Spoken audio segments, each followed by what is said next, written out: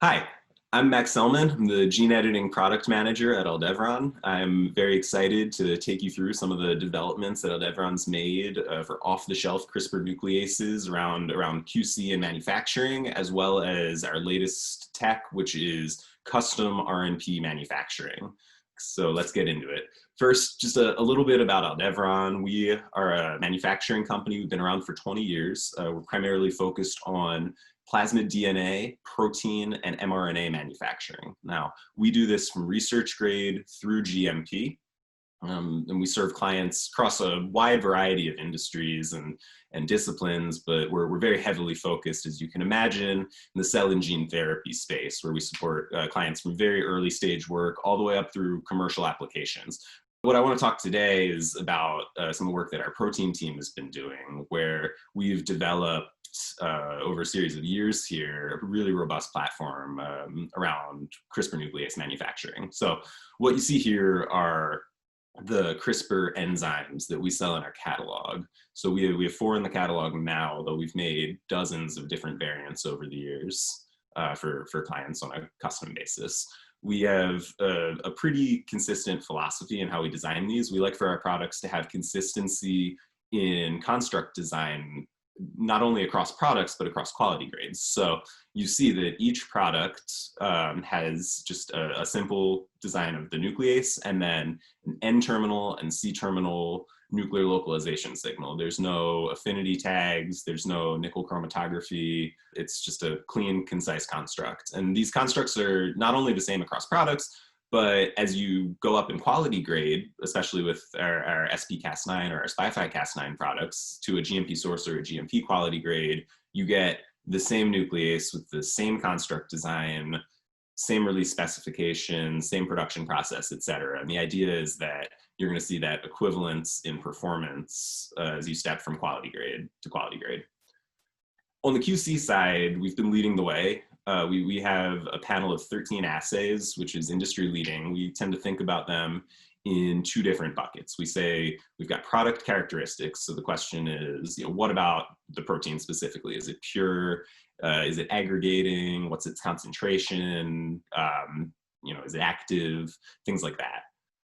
We also look at critical contaminants. So what else might be in the tube along with the Cas9 protein? So is there endotoxin? Is there residual DNases or RNases that might interfere with your experiments? Sterility or bioburden, depending on the quality grade. These are all things that we look at for every batch of Cas9 that we produce. We have quite stringent specifications. These are the ones that we've developed over the years, and generally speaking, as our clients have started to go into the clinic with the GMP product, they've been pretty well received by regulators. We wanted to know, of course, importantly in all of this for Aldevron, as we're producing a catalog product, is, are we producing a consistent catalog product? How will we know? Are we producing a product that is going to, from lot to lot, year to year, perform equivalently for clients and give them that same high level of performance? And so we do see that when we overlay results from some of these assays from just a few representative lots, what we see is that, whether you're looking at activity or you're looking at purity or you're looking at aggregation or really any of the assays that you want to choose, you see reproducibility and equivalence. And so this is a really good sign. If you're looking to do research over time, proteins, of course, have a shelf life, and so you do want to know that as you purchase new lots of Cas9 protein, that it's going to give you that good, robust gene editing performance, lot over lot. We do see this get borne out in vivo as well. Here's just a brief collection of some data generated from our partner Mark Osborne at University of Minnesota, in which he took Aldevron Cas9, simple experiment in T cells targeted at the TCR alpha gene, see if you can get that human TCR alpha knockout. And he was able to achieve robust KO using Aldevron Cas9, just demonstrating its functionality and suitability for an in vivo application such as T cell editing, which a number of our clients are doing. We, as I mentioned a minute ago, we of course wanted to understand that these assays were robust, that they would of course, detect any degradation in the product, because if we're not able to detect breakdown products on our QC assays, then we're not going to be able to detect change in the product either lot to lot or over time. So what we did is what we called a forced degradation study, in which our team looked at a number of different parameters for the Cas9 after having adulterated it in some way, either storing it at a high temperature or lowering its pH or exposing it to free radicals. And in each case, our assays were able to clearly detect the breakdown products. So whether on this page we're looking at concentration or activity of the protein under those different conditions, we see a clear difference between the control group and the adulterated samples. But also, as well, when we look at breakdown products, aflatoxin digest, or looking at aggregation rates for peroxide-treated samples. In each case, we're able to clearly detect those breakdown products, giving us confidence that the methodology that we're using for QC is robust. One interesting thing that we learned, and we actually learned this a long time ago, but it's been borne out with some of our more recent data as well, that Cas9 is a very stable protein, and it's even more stable when it's bound up in its RNP complex with a guide RNA. So here, what we show you is an activity assay along with a melting curve, essentially, do a thermal shift assay. And what we found is that, like I said, significantly more stable when it's bound Cas9 plus guide. The protein is still quite stable, unbound as well. And as we've gotten a little bit more into RNP, which we'll talk about later, we have found that when we look at stability studies, CRISPR RNPs are quite stable when stored. And so that kind of aligns with this data that we generated some time ago. When we look at the stability of the protein writ large, what we see is our research grade proteins at least are quite robustly stable.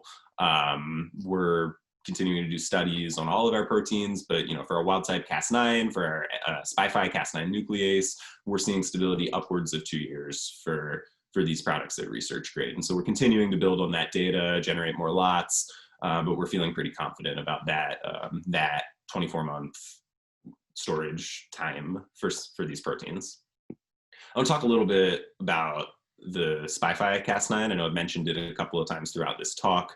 As you may be familiar with, IDT, in conjunction with Matt Porteous lab at Stanford back in 2017, published this paper in which they characterized a wild-type SP-Cas9 variant where a single-point mutation, R691A, had the remarkable effect of nearly eliminating off-target gene editing. Now, what does that look like?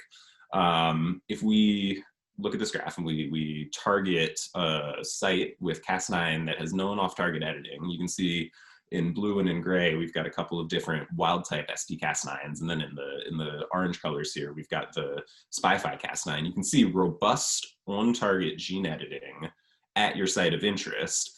But most notably, with the wild-type Cas9, sometimes you're seeing quite high off-target editing. At one site, we were seeing upwards of 40% even. And notably, this is almost completely eliminated when you edit with SPI5 Cas9 instead. And so that's quite striking data. This has been borne out by a number of clients who have expressed concern with, for example, having an off-target edit in a gene, or having an off-target edit that is just happening at an uncomfortably high rate, and they're able to see that when they switch to SPI5, that rate of off-target editing plummets down to either below detection or down to at least a level where you're comfortable moving forward. So it's a really robust and powerful nuclease, and we're really excited to now see clients take that into the clinic. Speaking of CRISPR in the clinic, I'm really excited to spend my last couple of minutes talking about the latest step that Aldevron is taking, which is custom RNP. As I mentioned earlier, Aldevron, for years, we've been selling off-the-shelf CRISPR nucleases research through GMP. Clients are able to come to us and purchase a small quantity of GMP Cas9 and use that for an early stage clinical trial. What we've learned as we've served this market is that there's a desire, especially as requirements increase, for a little bit more customization in this process. And there's also a desire for a bit more control around the RNP delivery process. We learned that a lot of times in a lot of cell therapy workflows, clients are simply point of use complexing their RNP. And so there's a fair amount of uncertainty, both in the complexing process, as well as in the QC essentially around the RNP. That Aldevron's gone ahead. We have launched as a platform custom RNP manufacturing. So the idea here is hopefully you would use Aldevron GMP Cas9, guide RNA from a supplier such as a Synthigo that is GMP compliant. We're going to complex those things together into the RNP. We'll dispense them into your specific custom dispensing requirement, and then we'll do a full QC test on them to determine quality and stability, if desired, of those RNPs. So what that will look like in practice is basically a modification of the way that we've approached our CRISPR QC. So again, just to refresh, this is the QC panel that Aldevron performs on each CRISPR nuclease that we manufacture. And we're going to adapt that panel into a QC test panel for RNP. There are some key differences, largely similar considerations, but for example, when you do an activity assay for a custom RNP, that's going to change every time because the guide changes every time. So we've developed a methodology to quickly adapt our activity assay to a client-specific guide. We also developed a couple new assays, which I'll just show you a little bit about here, for free guide RNA versus bound guide RNA, and then free Cas9 versus bound into the RNP Cas9. First, with the free Cas9, we tried a number of different methods for this. We tried DSF, we tried size exclusion, and ultimately we had a hard time differentiating the unbound from the bound Cas9, as you can see here. We did eventually land on an analytical cation exchange method, which did allow us to make that distinction. And so at this point is a nice, robust analysis method for measuring the free Cas9.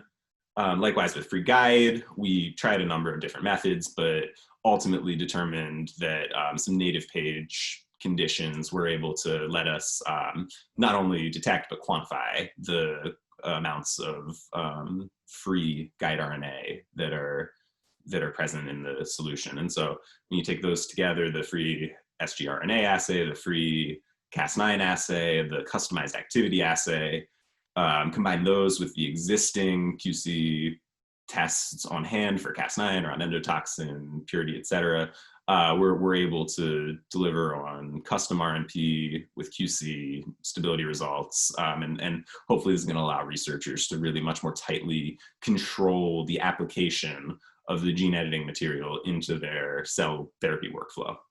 So thank you so much for taking the time to listen to this talk. If you have any questions whatsoever, please don't hesitate to reach out to Aldevron. We would love to discuss further.